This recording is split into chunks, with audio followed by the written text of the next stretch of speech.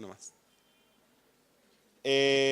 Otro de los trabajos que hace el INIAF, ¿sí?, es a partir de los recursos genéticos que se tiene, no solo en maíz, sino en todas las demás especies, ¿sí?, generar nuevas variedades, y hace poco más de un mes se han liberado 2 híbridos de maíz para el Chaco boliviano.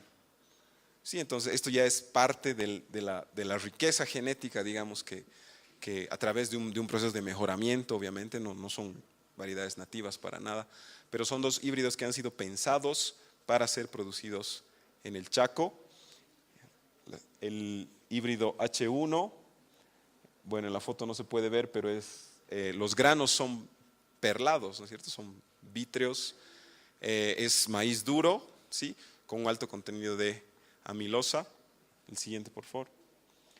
Y el HQ2, que es más bien del tipo dentado, ¿sí?, no es perlado, ¿sí?, pero ambos tienen muchas posibilidades de desarrollarse en las condiciones de sequía y tan adversas que hay para la producción de maíz en el Chaco.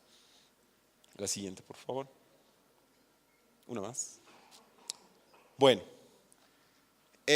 yo les había mencionado que la mayor parte del material que tenemos, que está administrando el INIAF, está siendo caracterizado a nivel morfológico, ¿no es cierto? Es decir, tamaño de planta, color de grano, etcétera, etcétera, ¿no?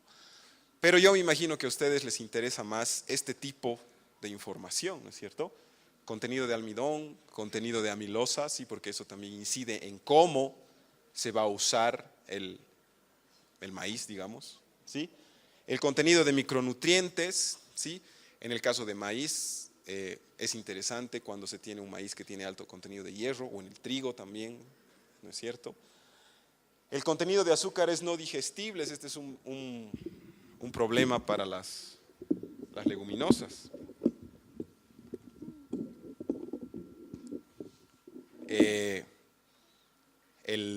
El consumo excesivo de azúcares no digestibles produce gases, ¿no es cierto? Y es importante saber si hay alguna accesión que se puede utilizar para mejorar esta característica, ¿no es cierto?, de las leguminosas, de los frijoles. El contenido de aminoácidos esenciales, que también son un componente importante de la nutrición humana y animal, ¿sí? Entonces, aquí es donde está el vacío y donde se tiene que investigar más sobre los recursos genéticos que maneja el INIAF y otras instituciones, ¿sí?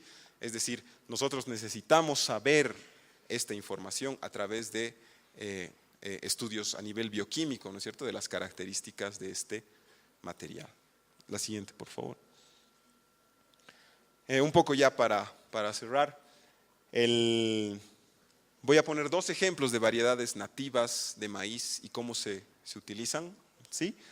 Este es el blando amarillo, tradicional en el Chaco, desde hace muchos años que se cultiva este maíz. La siguiente, por favor. Y se utiliza principalmente para hacer harina, ¿no es cierto?, para hacer roscas, ¿no es cierto? Y la siguiente, por favor. El perlita, en este caso este es el perla precoz. No sé si por la foto se puede distinguir, pero los dientes son realmente como perlas, ¿no? Igual vítreo por el alto contenido de amilosa que tiene este grano, que igual se utiliza, la siguiente por favor, para hacer harina, ¿sí? La siguiente por favor. Bueno, eso es todo, muchas gracias. No sé si tienen preguntas.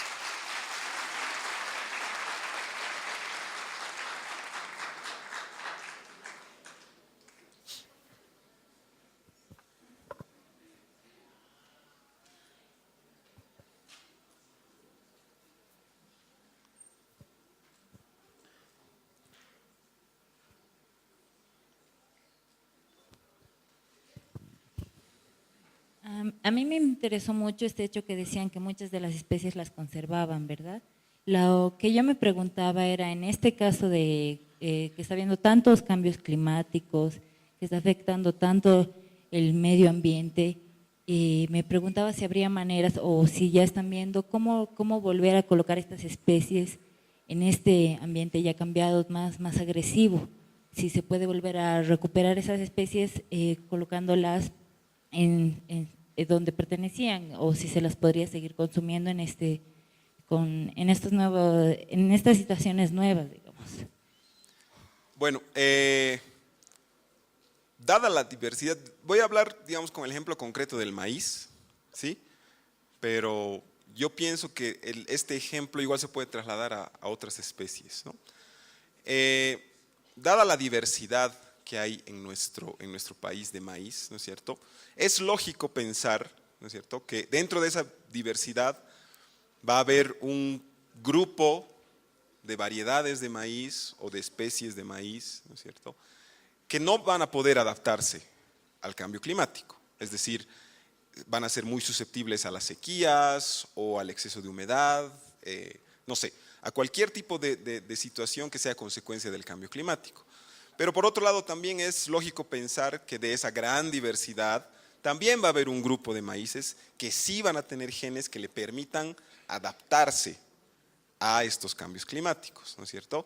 Entonces justamente ahí está el detalle de por qué tenemos que conservar todo lo que podamos, porque nosotros al ver un maíz nativo, ¿no es cierto?, que se ha producido desde hace mucho tiempo, usualmente por comunidades indígenas, ¿no es cierto?, no sabemos si este maíz se va a adaptar o no se va a adaptar de buenas a primeras, ¿no es cierto? O sea, lo único que sabemos es que ese maíz ha llegado hasta nuestros días, ha superado todas las barreras que le ha puesto la selección natural, ¿no es cierto?, y ha logrado adaptarse a ese nicho ecológico, digamos al Chaco, ¿no es cierto? Entonces, primero conservamos todo lo que podemos, ¿no es cierto? Y después hacemos este trabajo de caracterizar y de ver qué variedades se adaptan más a la sequía, qué variedades se adaptan menos, ¿no es cierto? Qué variedades pueden ser más afectadas por el viento, qué variedades no, ¿no es cierto? Y estos genes ya los podemos utilizar nosotros, ¿no es cierto? Pero el paso primordial es ganarle al tiempo, ¿no es cierto? Es decir, ahora es cuando nosotros tenemos que recolectar, conservar e investigar, ¿no es cierto? Y de ahí con seguridad que va a haber algunas variedades de maíz que nos van a servir para adaptarnos al cambio climático, ¿no es cierto? No podemos negar que el cambio climático está aquí. No importa que el día de mañana dejemos de producir gases de efecto invernadero, el cambio climático ya es un hecho, ¿sí? Y es nuestra diversidad genética en alimentos, en productos agrícolas, ¿sí?, la que nos va a asegurar que seamos alimentariamente soberanos y que tengamos una seguridad alimentaria al futuro. Entonces, el caso particular de los híbridos de maíz que les había mencionado, que les había presentado, ¿sí?, son variedades que se han desarrollado por el INEAF, ¿sí?, adaptadas a estas condiciones extremas que se están haciendo más extremas en el Chaco. No sé si ustedes han escuchado que esta campaña agrícola en el Chaco ha sido muy seca, ¿sí? Hemos sufrido una sequía muy seria en el Chaco, ¿sí? Y estos híbridos, incluso en los ensayos previos a la liberación, ¿sí?, se han comportado muy bien. Es decir, estos híbridos que se han liberado son capaces de adaptarse a condiciones mucho más extremas de las que ya tiene el Chaco, mucho más secas en este caso, ¿sí?, con rendimientos que son bastante interesantes y que se espera que a futuro sea adaptado, estos híbridos sean adaptados por los productores del Chaco y dejen de importar semilla, ¿no es cierto?, de la Argentina, de Brasil, de donde sea. Muchas gracias.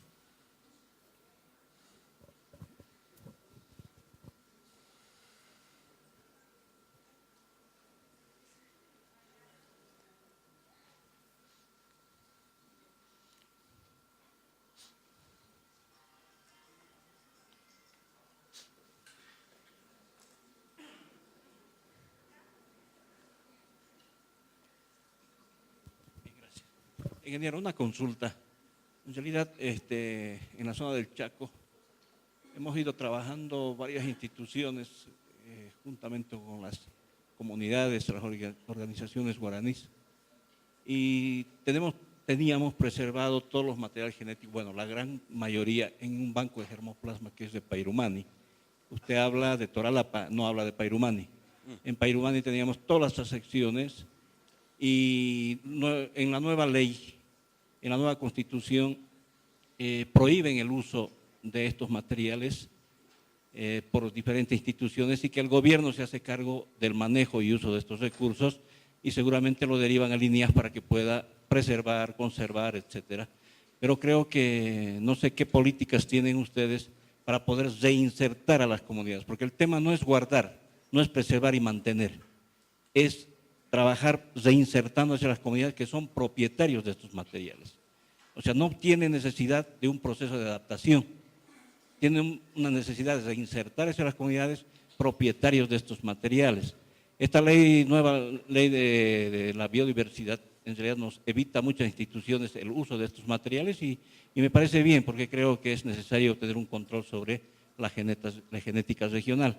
Pero la pregunta concreta, el banco de germoplasma que todos hemos aportado con material genético para la preservación y la regeneración, la reinserción hacia las comunidades, ¿está dentro de los programas del INIAF? Uno. Y segundo, el banco de germoplasma de Pairumani, ¿continúa o lo han trasladado hacia Toralapa? Gracias. Sí. Primero vamos a hablar un poquito de qué es lo que ha pasado con el banco de Pairumani. Es verdad que hasta la creación del INIAF, ¿sí? Había instituciones que se encargaban por ecorregiones de administrar los recursos genéticos del país, ¿sí? La Fundación Proimpa, que es una fundación privada, manejaba la colección de granos altoandinos y de raíces y tubérculos. Pairumani manejaba la colección de cereales y leguminosas, cucurbitáceas, capsicum, ¿no es cierto?, ajíes, locotos, ¿sí?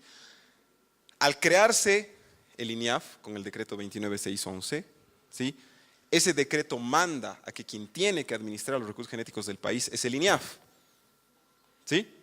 Porque el Estado apoyaba a estas instituciones para que ellos administren, ¿sí?, por encargo del Estado, para que administren estos recursos genéticos, ¿sí? Entonces, estas entidades han ido transfiriendo ese material al INIAF. Entonces, el Banco Nacional de Cereales y Leguminosas, donde está el Banco de Germoplasma de Maíz, ha sido transferido de Pairumani a INIAF.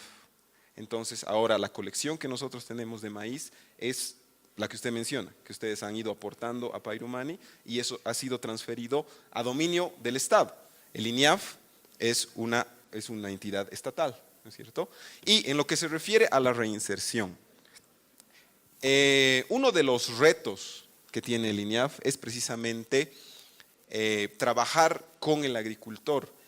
El modelo de investigación y de innovación agropecuaria que tiene el INIAF es de innovación participativa, ¿sí? Entonces, es verdad que las semillas de este material están en Toralapa, ¿sí? Pero ya desde hace 2 años se está enviando este material al Chaco para que en parcelas de agricultores se refresque este material, porque obviamente la semilla guardada se va envejeciendo, va perdiendo viabilidad y lo que nosotros queremos es refrescar ese material para tener siempre semilla de buena calidad, ¿no es cierto? Y no valdría la pena refrescar un maíz del Chaco en Toralapa, ¿no es cierto? O sea, no tiene sentido.